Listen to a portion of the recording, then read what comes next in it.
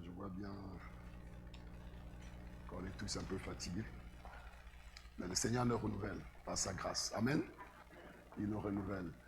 Seigneur, je te demande de prendre toute la place qui est la tienne. Toute la place. Toute la place, Seigneur. Le désir de mon cœur, Seigneur, c'est de t'élever. Le désir de mon cœur, Seigneur, c'est de t'élever aux yeux de ton peuple. Afin, Seigneur, que tu puisses susciter la foi pour prendre possession des choses qui nous ont été données par grâce. Alors fais-le, Seigneur, prends toute la place. Touche les cœurs, restaure, délivre et guéris dans le nom de Jésus. Amen. Amen. Alors, nous allons continuer depuis quelque temps, on est dans une série et on travaille sur sur 5 orientations que la vie du chrétien doit prendre à cause de sa nouvelle situation. On a dit que celui qui est en Christ est une nouvelle créature, les choses anciennes sont passées, toutes choses sont devenues nouvelles. Et ce que je ne cesse de dire depuis ce moment, c'est que la vie du chrétien est définie par sa nouvelle situation en Christ. Ce qui signifie qu'il doit comprendre ce qui est devenu nouveau. Et il doit comprendre aussi comment les choses anciennes sont passées. Parce que c'est dans ce cadre-là que Dieu administre sa vie. Amen. On a vu le premier point, c'est que parce qu'on est en Christ, la manière dont on se tient devant Dieu, devant les hommes et devant le diable change. Parce que notre position en Christ nous donne la possibilité de nous tenir devant Dieu sans être condamnés par lui. Parce que nous nous tenons devant lui sur la base des mérites de son Fils qu'il nous a donné comme un don. Première chose qu'on a vue. Deuxième chose qu'on a vue, c'est que celui qui est en Christ, la raison pour laquelle il vit change. Pourquoi? Parce que quelque chose de nouveau est entré dans sa vie. Et cette chose nouvelle, c'est qu'il ne s'appartient plus à lui-même. Et que par conséquent, la vie qu'il mène au quotidien a pour seul objectif de servir la volonté de Dieu.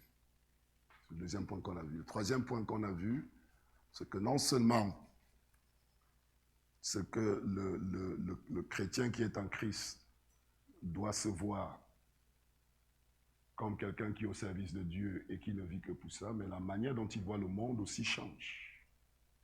C'est ce qu'on a vu là, il me semble, on a vu ça quand? La semaine dernière. Sa vision du monde change. Il n'interprète plus le monde de la même façon. Dieu lui donne des nouvelles lunettes et il doit voir le monde comme Dieu le voit. Parce que sinon, il ne verra pas ce que Dieu attend de lui.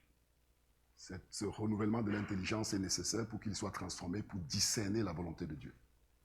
Sinon, il peut être dans un endroit, dans son travail, dans sa fonction de papa, de maman, et vivre pour lui-même parce qu'il ne comprend pas ce que Dieu attend de lui. Et la raison pour laquelle il ne comprend pas, c'est parce qu'il ne voit pas le monde tel que Dieu le voit. Donc, sa vision du monde doit changer.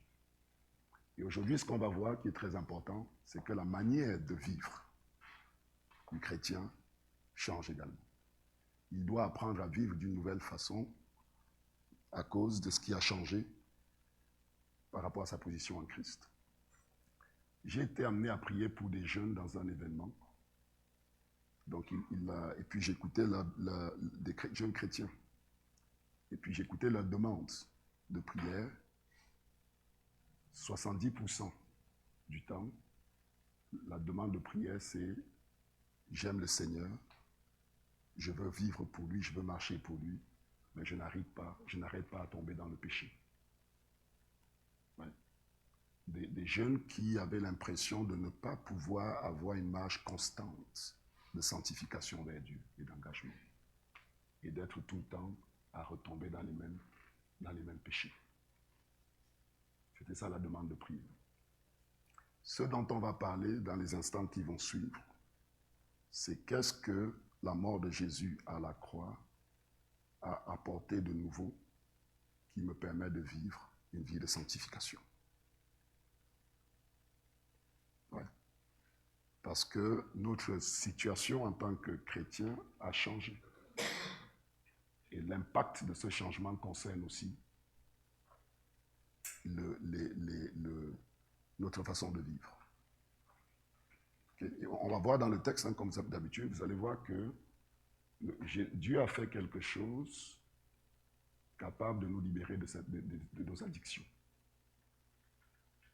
Et qu'on se doit de comprendre ce que c'est et comment ça peut nous rendre libres. C'est pour ça que j'intitule cette prédication « Une nouvelle façon de vivre ». Je dois intégrer que quelque chose de nouveau a été introduit qui peut me permettre de vivre ma vie au quotidien différemment. Parce que si je ne suis pas conscient de ça, je peux vivre avec mes anciens moyens dans une réalité nouvelle et là, je n'en sors pas. Ouais. Amen. Alors, je vous invite à prendre, très rapidement, on va prendre un autre passage dans l'épître aux Galates. Galates chapitre 5. Galates chapitre 5, on va prendre le verset, on va faire du verset 14 au verset... je suis tenté de faire une longue lecture. Allons jusqu'au verset 25. D'accord? Allons jusqu'au verset 25. Pour qu'on ait bien...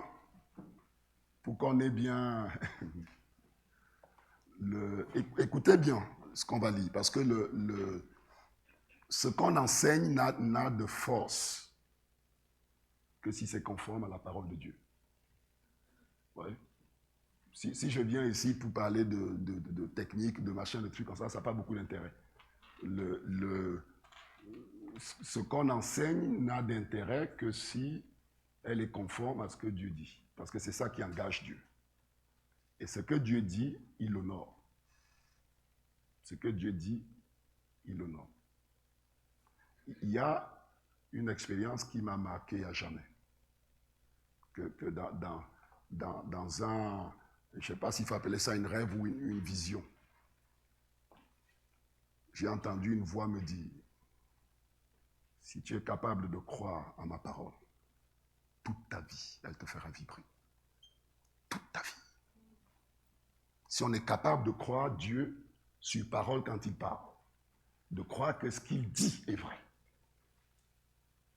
la puissance de Dieu va toujours dans la direction de sa volonté. Et sa parole est le véhicule de sa volonté. Ouais. Si vous lisez la Bible et que ça ne vous fait rien, c'est déjà un diagnostic, il y a un problème. Demandez à l'Esprit de vous renouveler. Si la parole ne nous fait rien, quand on l'entend, on est déjà victime de quelque chose. Il y a déjà un problème. Vous voyez ce que je veux dire? C'est déjà un diagnostic. Parce que si la parole ne peut pas nous animer, on va faire comment? Amen. Oh, une de mes prières, c'est ça, Seigneur. Ouvre mon intelligence et fais que ta parole prenne vie. Et quand la parole nous saisit, tout à coup, on sent le mouvement de l'esprit. La vérité est puissante. L'évangile est la puissance de Dieu. Amen. Est-ce que, allons-y, Galates 5. C'est quel, c'est second? Ok. Car toute la loi, est-ce que quelqu'un peut me... Ouais, ma femme me faisait des signalements, je pense que c'était pour que quelqu'un puisse m'aider dans la... Qui peut m'aider dans la lecture? Qui a une voix? Merci. Merci. La loi est accomplie dans une seule parole, dans celle-ci. Tu aimeras ton prochain comme toi-même. Mais si vous mordez et vous dévorez les uns les autres, prenez garde que vous ne soyez détruits les uns par les autres. Je dis donc, marchez selon l'esprit et vous n'accomplirez pas les désirs de la chair. Une petite pause, on va continuer. Notez ce passage-là. C'est une prescription. Paul est comme un médecin qui prescrit. Voilà ce qu'il faut faire. D'accord? Il dit, si vous ne voulez pas obéir au désir de la chair. C'est de ça dont on parle. Il met la prescription. Marcher selon l'esprit. Et dans le temps qui me reste, ce dont je vais parler, c'est quoi marcher? Comment on marche selon l'esprit? C'est ça la prescription qu'il dit. Il dit, marchez selon l'esprit et vous n'accomplirez pas les désirs de la chair. C'est une prescription. Continuons. Car la chair a des désirs contraires à ceux de l'esprit et l'esprit en a de contraires à ceux de la chair. Ils sont opposés entre eux afin que vous ne fassiez point ce que vous voudriez. Si vous êtes conduit par l'esprit, vous n'êtes point sous la loi. Deuxième point important, la chair a des désirs contraires aux désirs de l'Esprit Saint qui habite en nous. Ce qui signifie que le Saint-Esprit que Dieu a fait habiter en nous a des désirs qui peuvent être contraires même à nos propres désirs à nous. Très important. Le Saint-Esprit n'est pas juste une force qui nous habite. C'est le Christ qui est présent dans nos cœurs par l'Esprit et qui veut vivre une vie, sa vie, à travers nous. Ce qui signifie qu'à un moment donné, il va y avoir une collision. Il y a une vie qui doit céder à l'autre pour qu'une autre s'exprime. Parce que les deux sont... Oui. Continuons. Si vous êtes conduit par l'esprit, vous n'êtes point sous la loi. Or, les œuvres de la chair sont manifestes. Ce sont l'impudicité, l'impureté, la dissolution, l'idolâtrie, la magie, les inimitiés, les querelles, les jalousies, les animosités, les disputes, les divisions, les sectes, l'envie, l'ivrognerie, les excès de table et les choses semblables. Je vous dis d'avance, comme je l'ai déjà dit, que ceux qui commettent de telles choses n'hériteront point le royaume de Dieu. Donc là, on comprend que lorsque le désir de la chair vient et qu'on l'accueille, ça va produire les œuvres qu'on vient de voir. Ça va produire ces œuvres-là.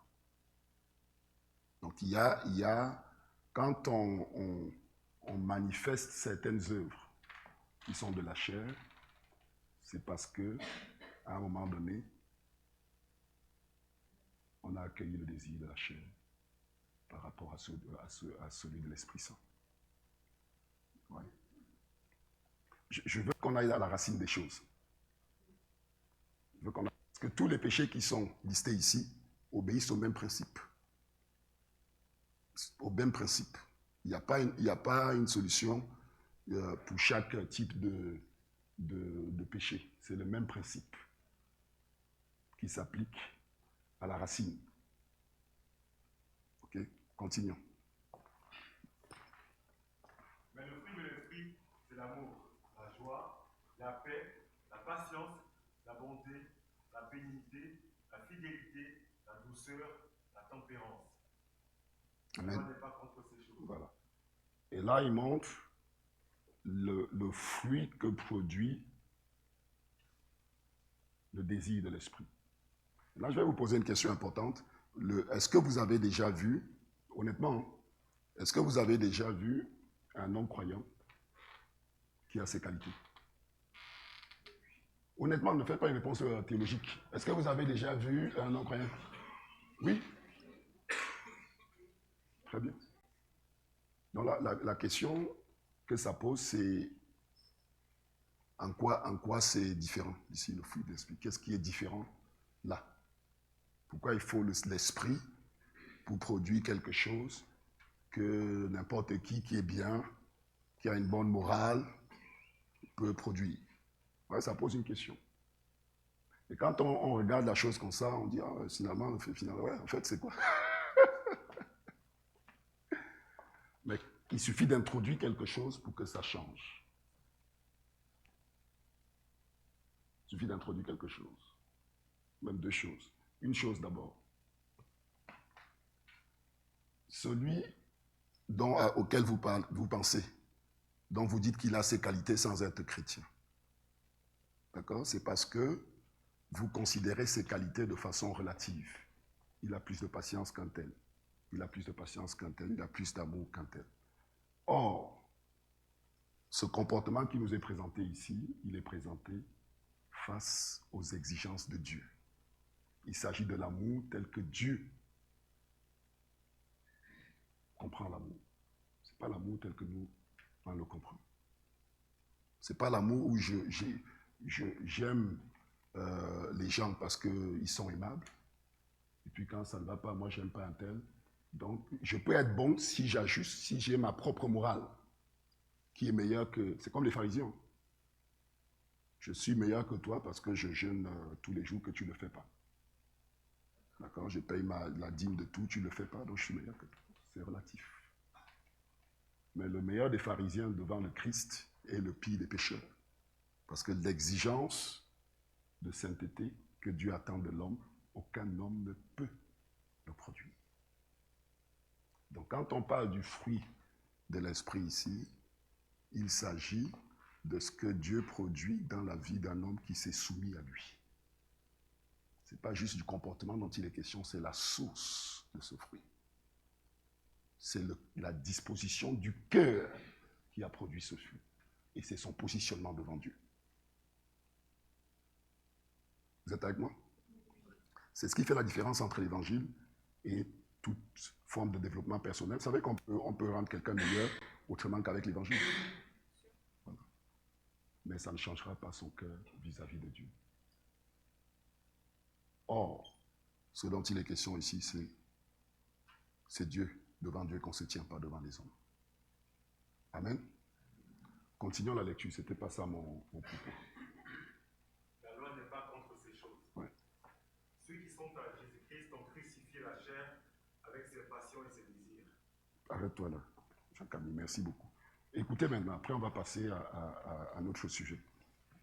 Ceux qui sont à Christ ont crucifié la chair avec ses passions et ses désirs. Très important. Il est en train de nous expliquer un fait spirituel. Il dit, le chrétien, parce qu'il est en Christ, sa chair et les désirs de sa chair ont déjà été crucifiés.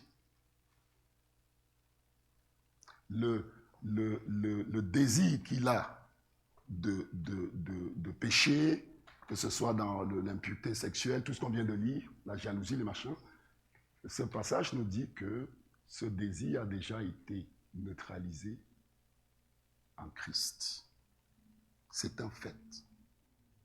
Maintenant, la question, c'est si c'est déjà mort ce désir, comment se fait-il que je le ressens encore? Et pourquoi l'apôtre nous dit marcher selon l'esprit pour ne pas accomplir? Vous êtes avec moi? C'est important.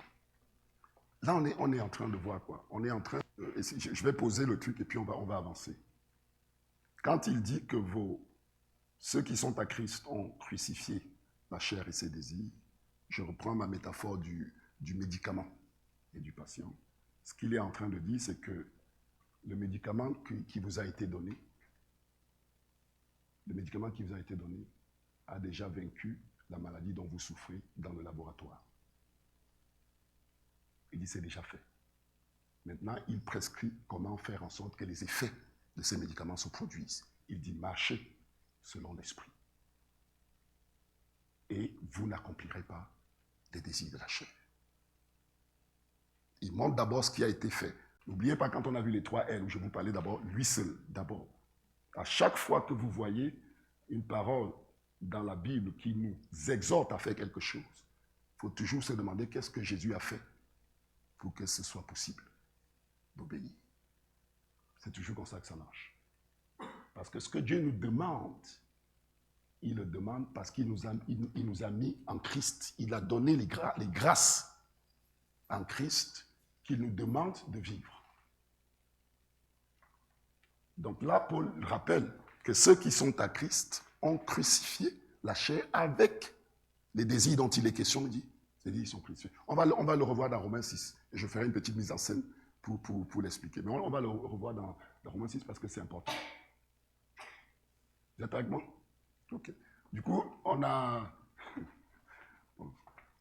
Je commence ma prédication. On a 2 points.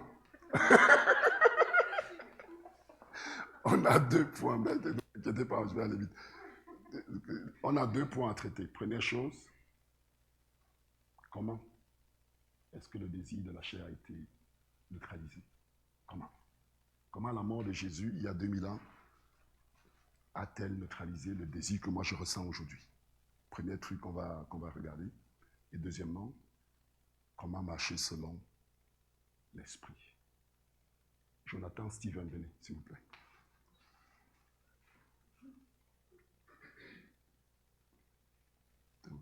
Il a disparu, Timothée? Il est avec les ados. Ah, merci. Taille, viens, s'il te plaît.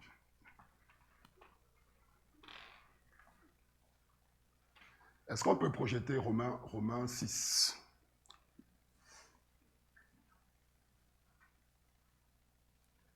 Romains 6.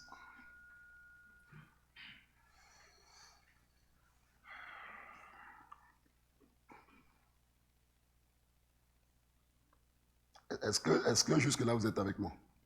Ok, merci. Romains 6, verset 6. On va le lire après. Non, Romains 6, verset 6. Verset 6. Sachant que notre vieil homme a été crucifié avec lui, afin que le corps du péché fût détruit, pour que nous ne soyons plus esclaves du péché. C'est ce qu'on a vu dans Galates, la même chose. D'accord?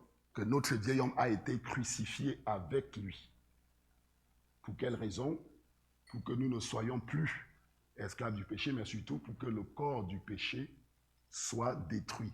Dans d'autres versions, détruit, là, c'est neutralisé. C'est-à-dire pour que le péché n'exerce plus son influence sur nous et ne nous asservit plus.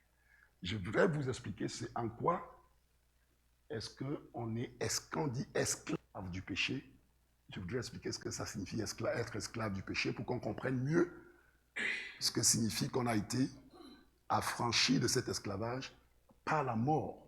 C'est ce qu'on a vu, hein? Ceux qui sont crucifiés avec le Christ ont crucifié la chair et ses désirs. Steven, mets-toi ici, n'aie pas peur. Voilà Steven. Jonathan est un jeune homme, voilà, dans un pays. Malheureusement, ce jeune homme, il est en situation irrégulière. Celui-ci. Et Steven est voilà, c'est un exemple que j'ai déjà donné ici. C'est un restaurateur. Okay. Il a besoin de main-d'œuvre pour faire tourner son restaurant. Et il embauche Jonathan en sachant que Jonathan est en situation irrégulière. Le problème, c'est que la loi du pays dans lequel Jonathan se trouve condamne à mort celui qui se trouve condamne à mort celui qui se trouve en situation irrégulière. D'accord? C'est la loi. Et pourtant, ce pays, son but n'est pas de détruire Jonathan. C'est d'exploiter son potentiel pour que ça serve au pays. Sauf que la loi est juste. S'il est en situation irrégulière, il est condamné, donc ce monsieur ne peut pas l'aider. Au contraire, si ce monsieur l'attrape, c'est la mort. Ok? Maintenant, regardez, lui. Il paie à Jonathan un salaire qui n'est pas juste. Tous les mois, il reçoit 100 € alors qu'il travaille 7 jours sur 7. Il exploite.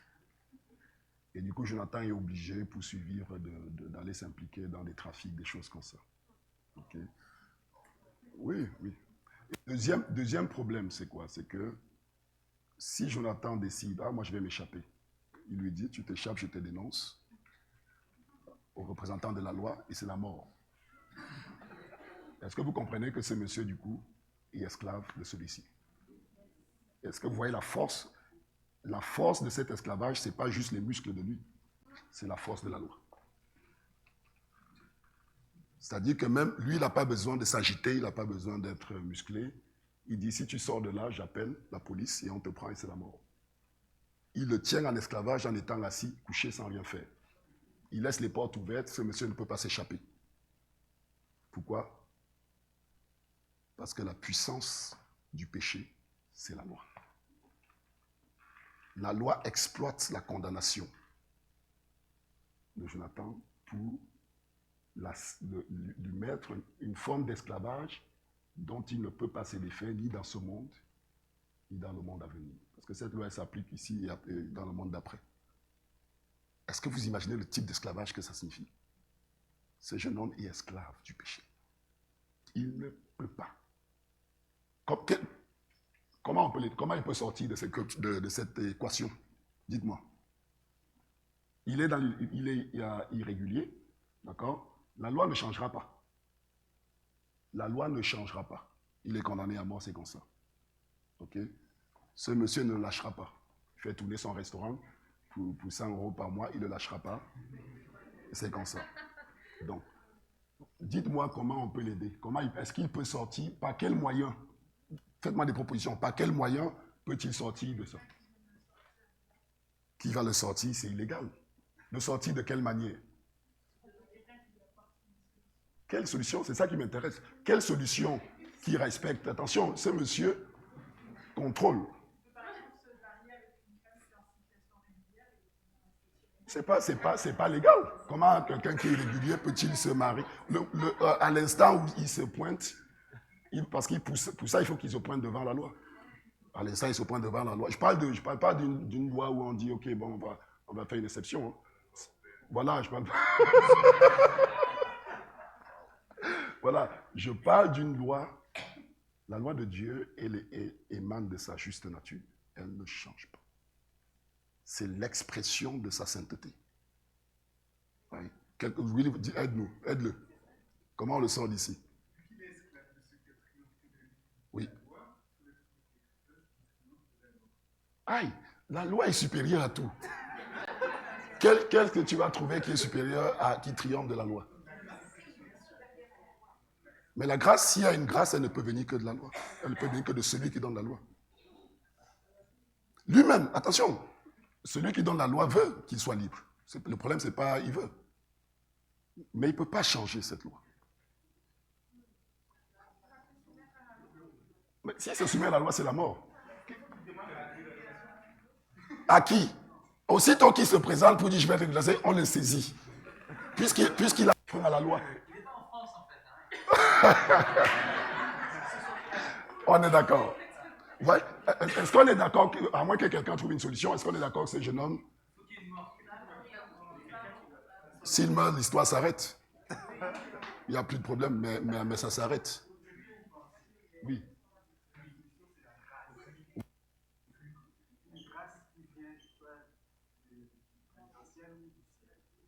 Du coup, comment est-ce que cette grâce peut être mise à son profit sans enfreindre à la loi? N'oublie pas que la loi ne peut pas.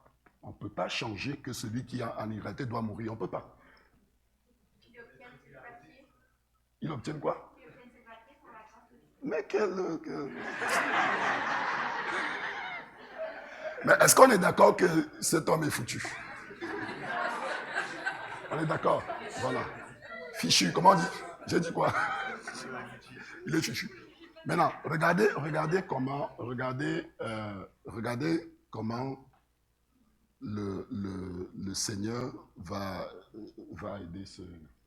Viens, Jonathan, viens, s'il te plaît.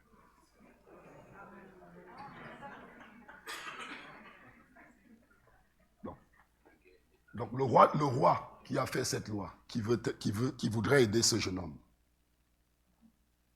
il dit bon, il dit Jonathan, mon fils.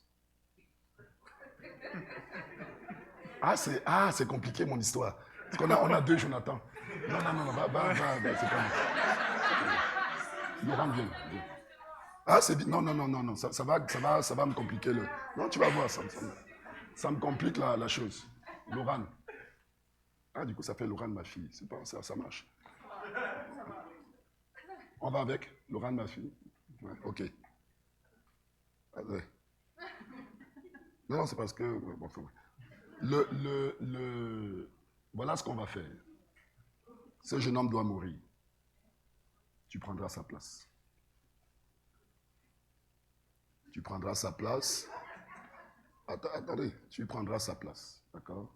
Donc Laurent va subir au nom de Jonathan la condamnation de mort. Et sur le papier de Jonathan, c'est marqué qu'il a soldé sa peine. Parce qu'il a soldé sa peine, la loi ne le condamne plus. Puisqu'il a déjà purgé. D'accord? La loi ne le condamne plus. Voilà le moyen par lequel, quand la Bible dit que ceux qui sont à Christ ont crucifié la chair et ses désirs. Ce que ça signifie que ce n'est pas le moyen de cette mort. Parce qu'il lui n'a pas été crucifié, il n'est pas mort. Mais par le moyen de cette mort, sa situation au regard de la loi a été régularisée. Par conséquent, ce monsieur a perdu quelque chose.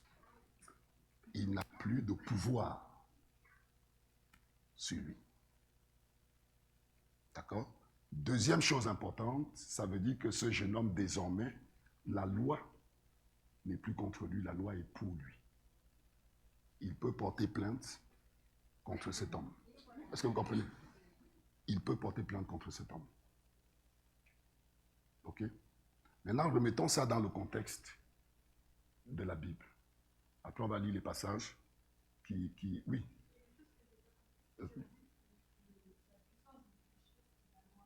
Ouais. Voilà. Faut le comprendre dans j'ai cité un texte biblique en disant ça, c'est pas moi qui dis ça. Ce que ça signifie, c'est que la puissance, ce qui rend cet homme tellement puissant vis-à-vis de Jonathan, c'est pas juste la force qu'il a à le retenir. C'est parce que Jonathan, aux yeux de la loi, est dans une situation illégale. Donc, la puissance de lui là, c'est que si Jonathan veut s'enfuir, il dit je te dénonce la loi. Et du coup, tu meurs. C'est en que la loi devient la puissance de cet homme. Il détourne la condamnation qui est sur Jonathan. Il utilise la puissance de la loi pour le tenir en esclavage. Parce qu'aux yeux de la loi, il est coupable. Vous comprenez? C'est dans ce sens-là. Donc la solution, c'est de satisfaire à la loi pour que la loi ne condamne plus. Et si la loi ne le condamne plus, lui a perdu ce qui lui permettait de garder en esclavage ce jeune homme.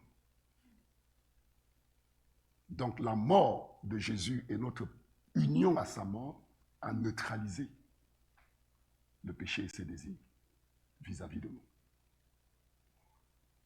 Sachant que notre vieil homme a été crucifié avec lui. Lorsque Laurent a été mise à mort, crucifiée, mise à mort, disons pas crucifiée, lorsqu'elle a été mise à mort, sa situation au regard de la loi a changé. C'est ça que ça veut dire. Sachant que notre vieil homme a été crucifié avec lui, pour quelle raison?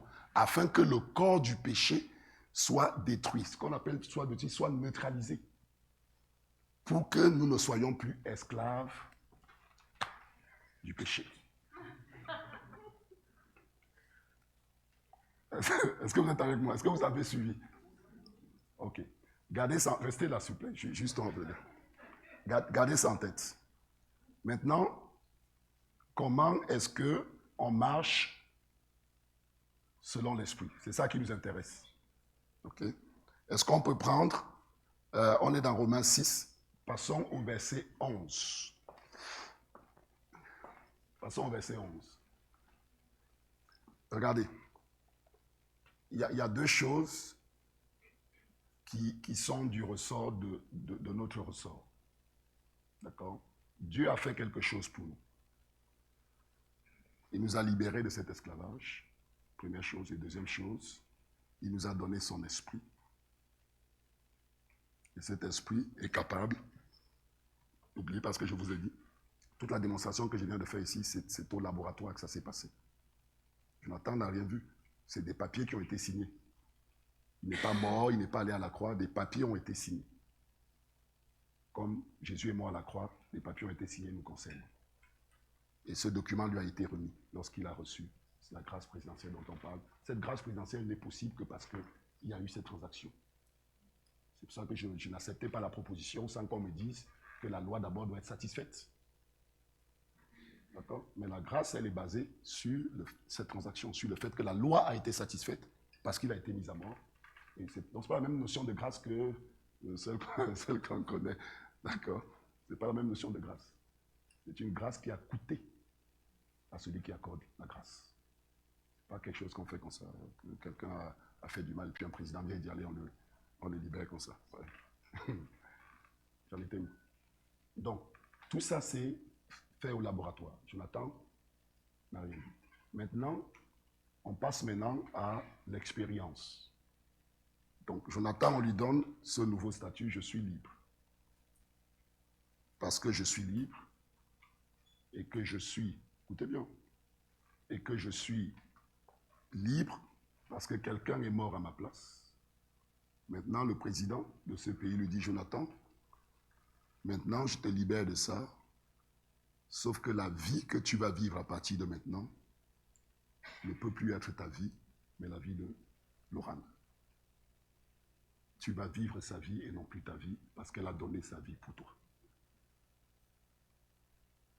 Comprenez? Son monde a changé. Sa vision du monde doit changer. Sa façon de se tenir devant Dieu doit changer, parce qu'il est dans une situation nouvelle. Sa vie ne lui appartient plus. Il doit vivre pour celui qui est mort et ressuscité pour lui. C'est ce qu'on a vu dans 2 Corinthiens 5, 17, si je ne me trompe pas. Voilà la nouvelle réalité de Jonathan. Donc, à chaque fois que Jonathan va vouloir vivre cette vie nouvelle, ce monsieur, il continue à voir Jonathan comme son esclave, il continue à voir, il ne veut pas reconnaître ce qui s'est passé. Donc, quand Jonathan veut avancer dans cette direction, le monsieur le tient en disant hey, moi je te tiens. Et là, Jonathan doit faire 2 choses. Première chose, il doit répondre à ce monsieur, l'homme sur qui tu avais une emprise est mort. Il n'est plus. D'accord? Et lui va dire, oui, mais regarde, tu avais fait ça, tu étais dans ce trafic, tu as même encore les cicatrices de ce qui a été fait. Et là, le piège de Jonathan, c'est commencer à regarder à lui-même. Il dit, c'est vrai, je n'ai pas vraiment changé à moi. C'est vrai que j'ai fait toutes ces choses-là. En fait, je ne peux pas m'en sortir. D'accord? Mais s'il a été instruit dans sa nouvelle identité, Jonathan ne regardera pas à ses faiblesses, ne regardera pas à son passé. Ce qu'il dira, c'est que cet homme-là, oui, il était mauvais. Il méritait la mort. Et en fait, il est mort. Il a été jugé par Dieu. Donc maintenant, il dit, il peut maintenant demander à cet agent, aide-moi. D'accord? Parce qu'il ne peut pas s'en sortir tout seul. Il a besoin de l'énergie de l'esprit pour vivre la vie de Laurent. Il ne peut pas la vivre par lui-même. D'accord? Donc il dit, aide-moi. Mais quand il dit aide-moi, ce monsieur va lui demander quelque chose. Après, on va le lire dans le texte. Ce monsieur lui dit, Jonathan, je vais t'aider. Mais tu dois considérer 2 choses. Premièrement, tu dois te regarder et acter le fait que ta vie ne peut plus être celle qu'elle était avant. Tout le trafic que tu faisais ici, ta façon de vivre ici, tu dois accepter que jusqu'à ta mort, ce n'est plus ta vie. Regardez-vous comme mort au péché. Ça signifie 2 choses. Ça signifie que le péché ne me tient plus ici. Mais ça signifie aussi qu'en réalité, je suis mort à cette ancienne vie. Deuxième chose que ce monsieur va lui demander. Regardez-vous comme mort au péché et comme vivant pour Dieu. Ça veut dire que la vie qu'il va vivre désormais, c'est la vie de Laurent. Il faut qu'il l'accepte pour que l'Esprit puisse l'aider. D'accord? Donc quand il vient dire aide-moi, l'Esprit va sortir un document en disant absolument, on va t'aider. Tu es légalisé, tu vois. Et attention, tu dois accepter de vivre la vie de Laurent. Parce que c'est sur cette base-là que le deal a été fait. Est-ce que tu l'acceptes? Je vous ai parlé des jeunes chrétiens pour qui je priais, qui disaient « Je n'arrive pas à vivre une vie constante ». Vous savez d'où vient le problème? Il y a 2 problèmes. Premier problème, c'est qu'ils ne comprennent pas qu'ils ont été libérés du péché. Donc quand le péché frappe, ils regardent à eux-mêmes, à leur histoire, ils regardent à leur faiblesse. Et ils n'y croient pas. Ils disent, j'y arrive pas. Pourtant, j'essaie. Est-ce que je mérite vraiment l'amour de Dieu? Dieu doit être dégoûté, Dieu doit être déçu de moi. En fait, au fond de moi, je suis mauvais. Comment est-ce que je peux croire en Dieu et continuer à vivre dans le péché? Donc, il regarde, il ignore tout ce qu'on vient de décrire, et il regarde à lui-même vis-à-vis du péché, et il oublie qu'il a une nouvelle situation en Christ. Ça, c'est le premier problème. Deuxième problème de celui qui ne s'en sort pas, c'est parce qu'il aimerait bien vivre cette vie. Ce n'est pas la vie de Laurent. Il veut vivre une nouveauté de vie, mais avec sa propre vie. Ah, moi j'aime ça, moi j'aime faire ça. Ah, mes amis du monde. Ah, les fêtes que j'aimais faire à gauche. Ah, je ne peux pas lâcher ces trucs-là. Comment est-ce que je ne peux pas m'acheter? Seigneur, libère-moi du péché sexuel, mais laisse-moi continuer à faire cet autre péché dans cet autre domaine. Vous comprenez? Le comportement qu'on a lu dans Galates, le fruit de l'esprit, c'est pour ça que je vous ai dit, ce n'est pas juste une question de comportement. Pour produire le fruit que Dieu attend de nous, un désir doit mourir pour qu'un autre vive. La croix passe par là. C'est un renoncement quotidien. Cette vie n'est plus la mienne. Dieu m'appelle à vivre une vie nouvelle. Ouais, c'est un renoncement. Et ce n'est pas un renoncement sélectif. Je renonce à ça, mais je vais faire ça. C'est pas, en fait, le sujet, ce n'est pas tel péché. C'est nous. C'est l'homme qui doit renoncer à sa vie pour que quelqu'un d'autre vive. Ce n'est plus moi qui vis, mais Christ qui vit en moi. Ouais. Quelqu'un d'autre, le Christ doit vivre à travers nous.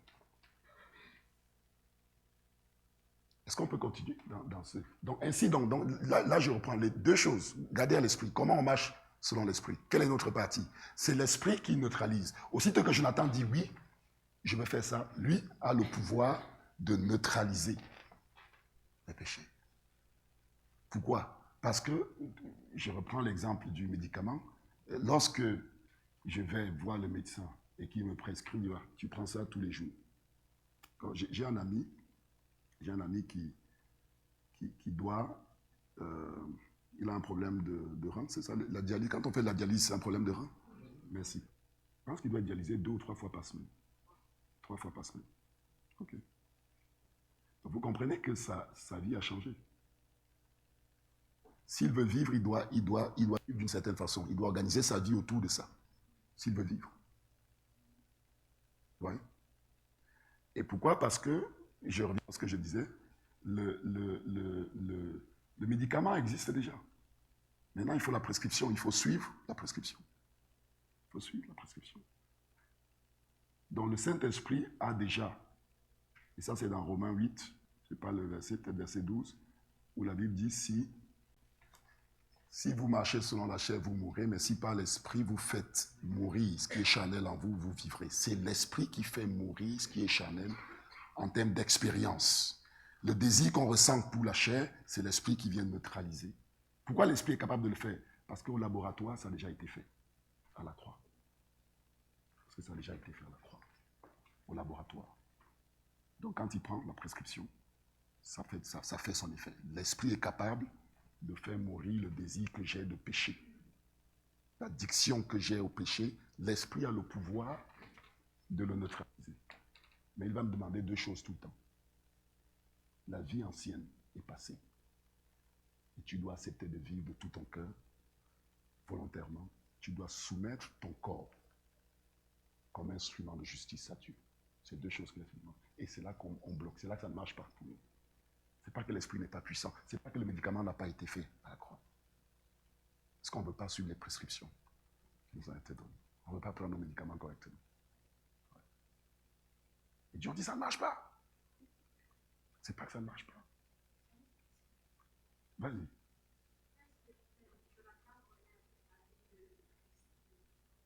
De l'oran. C'est une excellente question. Hey, c'est bien, cette interaction. C'est une excellente question. Il y a deux choses que Dieu lui donne pour qu'il puisse vivre cette vie. La première chose, Dieu fait habiter dans son cœur son esprit. Et l'esprit a la pensée de Dieu. Deuxième chose, Dieu donne la Bible pour qu'il puisse lire ce qui est venu en lui. Je dirais même troisième chose, Dieu donne l'église locale. Ouais, les frères et sœurs.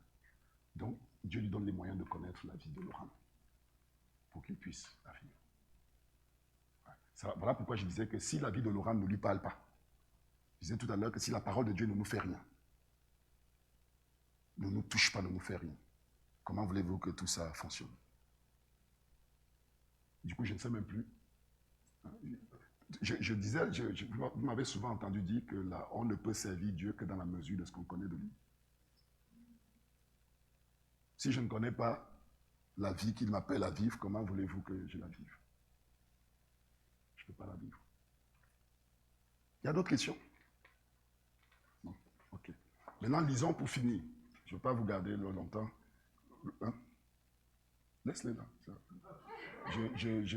Après, on a fini. Ça va? Hein? Ok.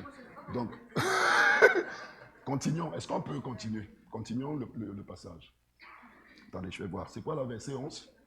Attendez, je vais vous dire pour qu'on aille directement. On va aller directement et puis on va s'arrêter. Ok, regardez le verset. Ouais, c'est très bien. Verset 13. On continue tout simplement. Verset 12, 13. Allons dans la suite.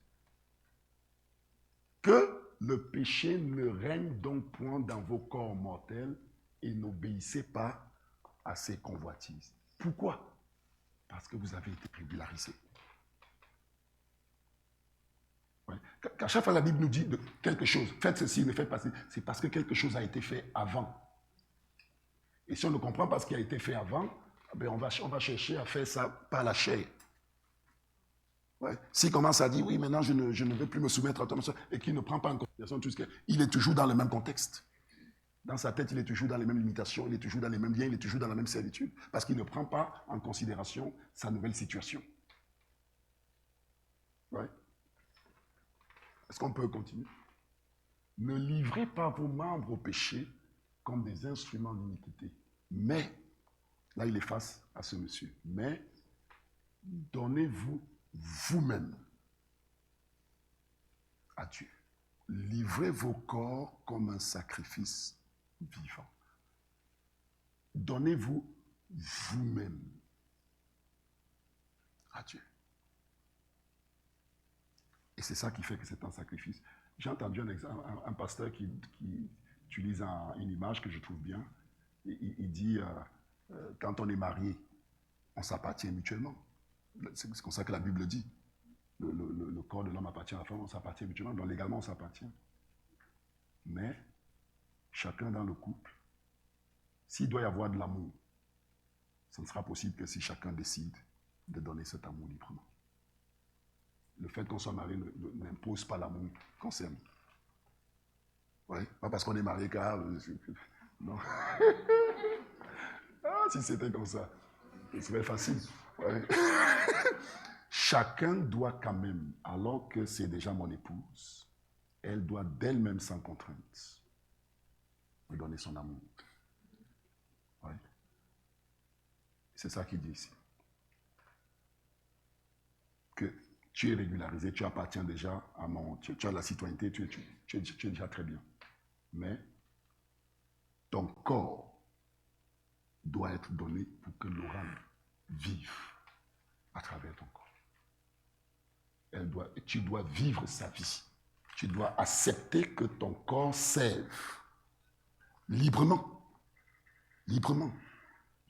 Tu es dans une situation de non-pardon et Dieu veut apporter le pardon. Dieu te demande, permets que ton corps serve. à ce que le pardon vienne dans cette situation. Tu es dans une situation de conflit et Dieu veut amener la paix. Et Dieu dit, permets, oublie-toi tes blessures. Moi, laisse Laurent vivre. Parce qu'elle est morte pour toi. Dis, moi, je ne veux pas me... Laisse-la vivre. Accepte de livrer ton corps comme un instrument de justice. Et quand tu acceptes de le faire, l'Esprit exerce sa puissance dans ton cœur et neutralise les désirs charnels. Il a le pouvoir de le faire. Ça a été réglé au laboratoire. Légalement, il peut le faire. Oui. Donc, étant vivant de mort que vous étiez, offrez à Dieu vos membres comme des instruments de justice. Merci. Allez vous asseoir. Merci. Alléluia.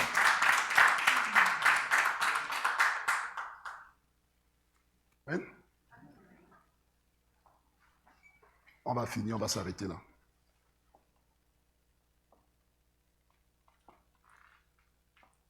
Lorsque, imaginez un homme dans sa maison, ça ne va pas, il est alcoolique, il est violent, il donne sa vie au Seigneur. Imaginez que cet homme commence à marcher selon l'esprit. Son couple va être restauré. Sa femme qui était brisée va être guérie et restaurée. Ses enfants, dont la vie était abîmée, vont retrouver la vie, l'espoir, l'amour. Ses collègues, c'est comme ça que le règne de Dieu envahit notre espace. Quand notre corps devient l'instrument par lequel le Christ vit à travers nous. Oui. Cet homme qui donne sa vie à Jésus dans la famille est en désordre. S'il se contente de prier, qui prend autorité, il lie tous les esprits qui veulent détruire sa famille. Mais lui-même, dans sa marche au quotidien, ne se livre pas à Dieu pour que le Christ vive par lui. Il ne verra pas le fruit des prières qu'il fait se manifester dans son environnement. Parce que les fruits qu'on porte sous l'influence de l'esprit, c'est sur la base de ces fruits que Dieu exerce son règne. Si vous avez déjà été au travail dans un environnement toxique où le manager est toxique, vous allez voir comment le poids que ça met sur tout le monde, c'est démoniaque. Et ça passe par quoi? Par les œuvres de cet homme. Ces œuvres deviennent des véhicules pour l'influence démoniaque. De la même façon, lorsqu'on se soumet à Dieu, et que tout à coup dans le couple de cet homme, le pardon revient, la restauration, ces œuvres, ces fruits deviennent des véhicules de l'influence de Dieu. Ce n'est pas que du pardon. C'est un moyen qui est donné à l'esprit pour aller au-delà de ce qui a été pardonné et exercer quelque chose du règne de Dieu. Comprenez? Donc, marcher selon l'esprit, c'est servir Dieu. C'est servir Dieu au quotidien. C'est utiliser ça et c'est décider que ma vie est mise au service de Dieu. Dans chacun. Et s'il y a un aspect où je ne mets pas ma vie au service de Dieu, non, le règne de Dieu est limité. Donc, regardez dans votre vie où est-ce qu'il y a des problèmes. Et demandez-vous, est-ce que dans ce domaine, j'ai livré mon corps à Dieu? Ouais. Cherchez, regardez où sont qu'il y a des problèmes dans la vie et demandez-vous, est-ce que dans ce domaine-là, c'est moi qui vis? Ou est-ce que j'ai permis que Christ vive par moi? C'est un chemin difficile, mais c'est le chemin de notre salut, de notre délivrance, de notre restauration. Amen. Je vous invite à vous lever pour nous.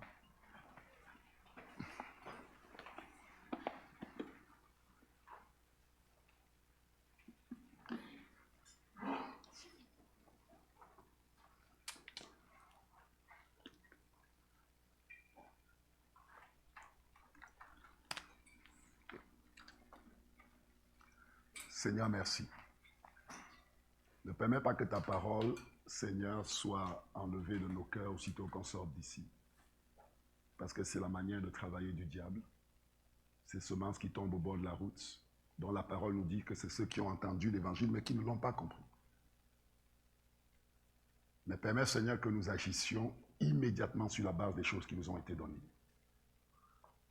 Pour que nous soyons comme cet homme sage qui a bâti sur le rocher et qui n'est pas victime des intempéries. Je te donne gloire parce que je sais que tu nous as aidés et que tu vas nous aider toute cette semaine. Dans le nom de Jésus, j'ai prié. Amen. Amen.